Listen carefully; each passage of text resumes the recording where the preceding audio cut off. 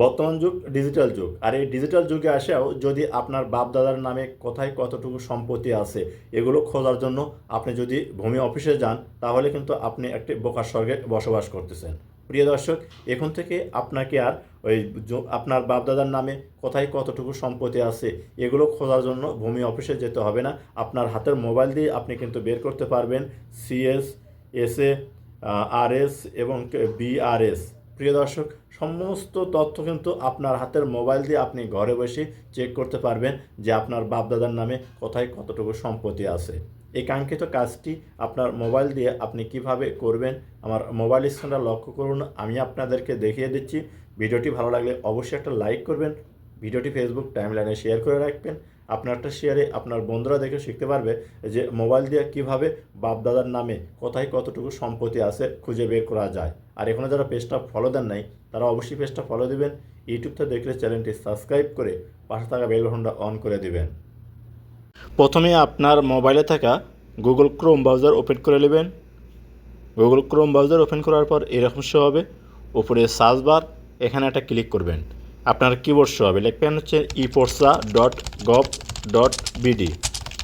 লেখার পর এই যে নিচে দেখুন গো অপশন আছে, এখানে একটা ক্লিক করবেন।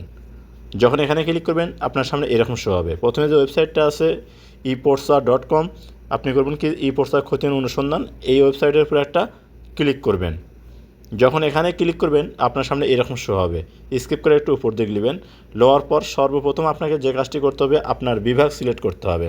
তো দেখুন আমার বিভাগ হচ্ছে রাজশাহী, তো আমি রাজশাহী সিলেক্ট করতেছি, আপনাদের বিভাগটা আপনি সিলেক্ট করে নেবেন। তো রাজশাহীর উপর ক্লিক করবেন, দেখবেন এইরকম আপনার জেলা ডানেমুড়া কিন্তু জেলা শো করবে। এখান থেকে এখন আপনার জেলা কোনটা সেইটা এখানে সিলেক্ট করতে হবে।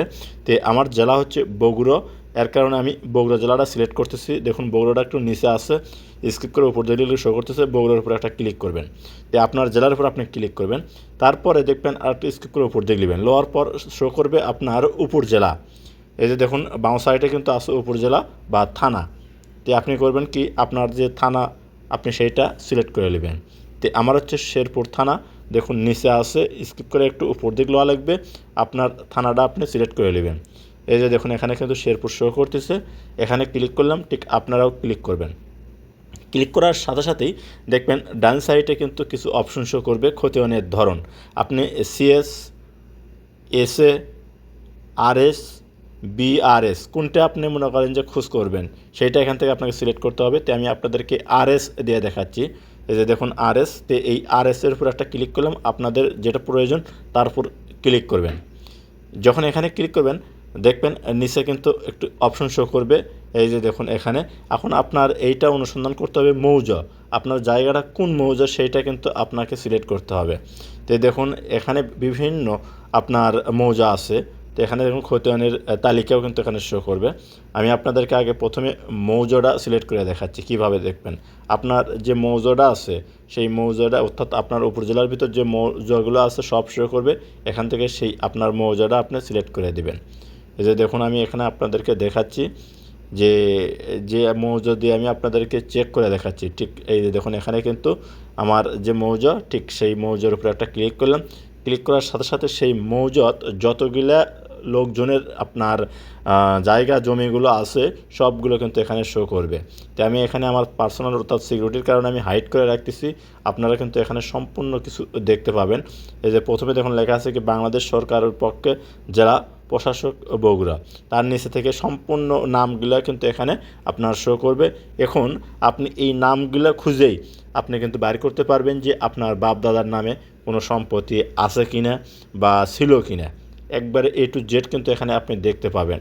তো দেখুন এখানে আমি একটু হাইড করে রাখছি কারণ পার্সোনালিটির জন্য, তাছাড়া কিন্তু মনে করেন যে আমার একটু সমস্যা হবে, তার কারণে আমি কিন্তু এই নামগুলো হাইড করে রাখছি। কিন্তু আপনাদের ক্ষেত্রে হাইড করার প্রয়োজন নেই, আপনারা শুধু এই জায়গাতে আসলেই আপনাদের সমস্ত মৌজার যে যার যার নামে জমি আছে সম্পত্তি আছে কোথায় কতটুকু সব কিছু কিন্তু এখানে আপনারা দেখতে পাবেন। যে প্রিয় দর্শক, এই ছিল আজকের ভিডিও টিউটোরিয়াল। যদি ভিডিওটি দেখে আপনাদের ভালো লাগে অবশ্যই সাথে থাকবেন, দেখা হবে নতুন কোনো ভিডিও নিয়ে।